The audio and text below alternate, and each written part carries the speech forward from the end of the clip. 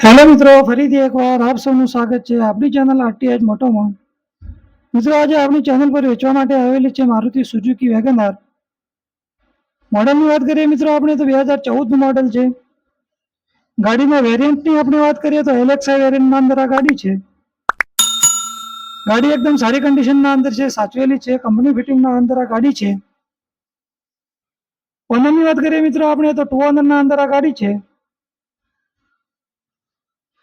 Pure પેટ્રોલના અંદર મિત્રો આ ગાડી તમને મળશે.